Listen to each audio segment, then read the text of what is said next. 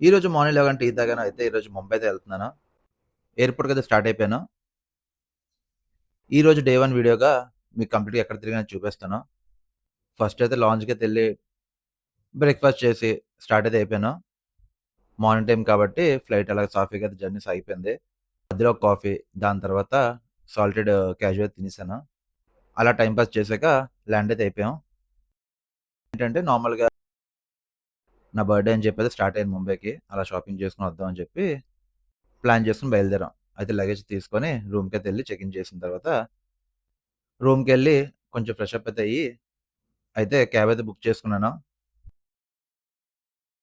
వైజాగ్‌లో అయితే లేదు. ఇక్కడైతే మనం కంప్లీట్‌గా టాప్ ఎండ్ కార్ ఇది. సో, కంప్లీట్‌గా 3 రోజులు తిరిగాం. చాలా కంఫర్టబుల్‌గా ఉంది. ఫస్ట్ అయితే ఇస్కాన్ టెంపుల్‌కైతే ఎళ్ళాం. దర్శనం చేసుకొని, ఫస్ట్ అయితే ప్రసాదం తిని, అదయ్యాక లంచ్‌కైతే ఎళ్ళాం. ఇదొచ్చేసరికి ఏంటంటే, గోవిందాస్ రెస్టారెంట్ అని చెప్పి కంప్లీట్‌గా వెజ్ బఫెట్ రెస్టారెంట్. టేస్ట్ బావుంది. మేము కూడా బాగానే హెవీగా తిన్నాం. అదయ్యాక ఫస్ట్ అయితే జియో వరల్డ్ మాల్‌కైతే ఎళ్ళాం. ఎళ్ళగానే షాపింగ్ చేద్దాం అని చెప్పి అనుకున్నాను గానీ, చాలా తిరిగాను. నాకేం నచ్చలేదు. ఇంకలాగా కొంసేపు పోయాక జ్యూస్ తాగి రిటర్న్ అయితే రూమ్‌కొచ్చేసాం. రూమ్‌కొచ్చాక డీప్ స్లీప్ ఏసి ఈవినింగ్ అయితే మళ్ళీ బయలుదేరాం బయటికి. ఫినిక్స్ మాల్‌కైతే ఎళ్ళాం. ఎళ్ళిన తర్వాత ఎళ్ళడం అయితే లేట్ అయింది. ఇంకా ఉన్న టైంలో కొంచెం షాపింగ్ చేసుకొని అక్కడి నుంచి స్టార్ట్ అయితే అయిపోయాను.